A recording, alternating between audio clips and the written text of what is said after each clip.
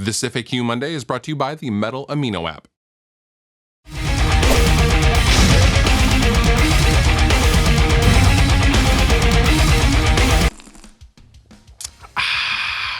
Hello, good morning, afternoon, and evening. I am your host, Fluff. Welcome to another FAQ Mondays. And you got a little something, right? There you go. You had a little something. My bad. First question, do you see Repose as more of a side project, or do you want to make it big? You could say we're going for it. I think, the old model definitely doesn't really apply for quote unquote making it anymore. But yeah, we're going for it. Let's just put it that way. It used to be you would play yourself to death locally, and then you would kind of become hometown hero. And then you'd have a big tour kickoff show, and then you would go and conquer the rest of the world. And it doesn't really work that way anymore. Now it's online content, social media supplemented by shows, not the other way around like it was for the last 10 years. It used to be play a bunch of shows and then kind of do your thing on MySpace at the time, just using that as an example. And off you would go, and it doesn't work that way anymore.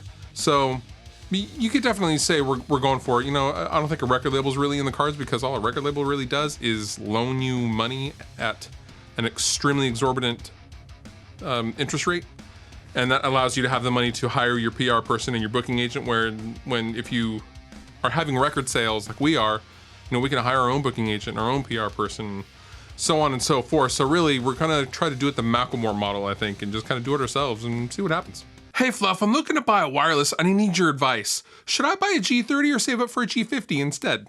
You don't really mention if you're gonna play out live or not, but I would assume having wireless, you are playing out live, in which case I would definitely recommend the Line 6 G50 over the G30 if you had to choose between the two, because the G30 is really fragile. The transmitter pack is a plastic housing, and the 1/4-inch jack breaks quite easily. I had one, it sounds good, but physically it is just not up to par with something like the G50, which has a metal housing, and it has a mini XLR Shure style connector to your guitar, and it's just more robust and more tour friendly.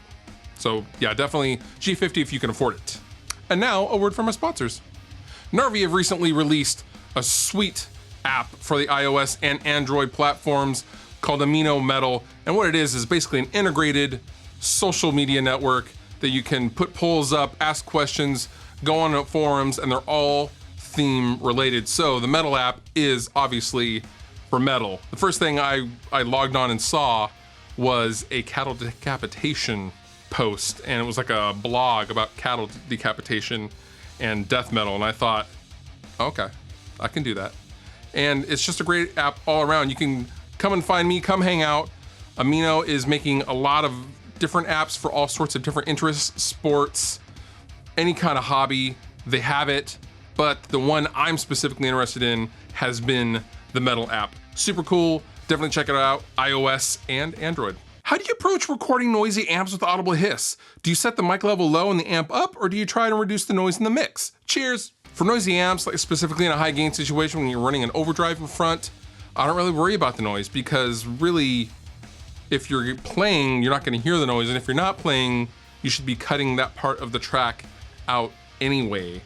And normally the hiss, really cranked up 5150s with Mesa 412s, for example, the mic's not picking up the hiss because the sensitivity is set so low, because the amp is so volume driven, that it really shouldn't matter at all. Don't worry about the hiss, because if you're playing and stopping, you need to mute that part of the track anyway, unless you're talking about excessive noise, in which case I would definitely check out the tubes or a grounding issue or something like that. Riffs and Beards Riff Contest Part 3?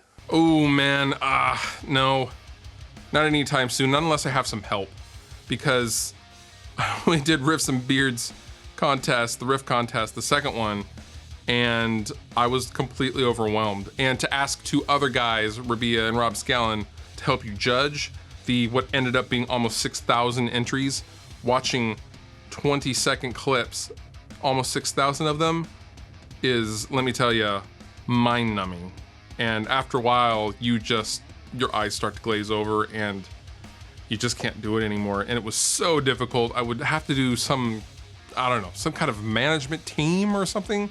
With the amount of people that watch the show, it's just not feasible for me to do it by myself, but I'm always open to more contests, and I'm thinking about doing something relating to my signature guitar, but I'm not sure yet. But yeah, there'll definitely be some in the future, but not anytime soon.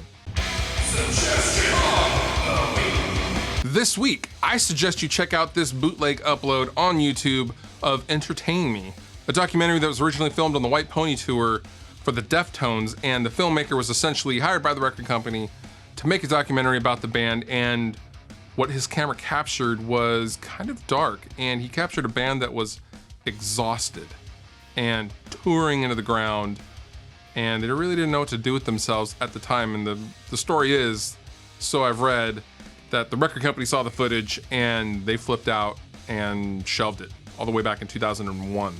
Now, it was briefly released. There was some miscommunication between the filmmaker and the record label, and it was briefly released online for purchase for about 3 hours or something like that. Someone bought it and uploaded it, and watch it while you can. I don't know if it's going to be up by the time I film this, but currently right now it is still up. It's amazing, and keep in mind it's from 2001, so video quality is not super good, but it's still incredible to see the Deftones in that specific moment. You've been wonderful. I've been Fluff. Thank you so much for watching, and I will see you next time.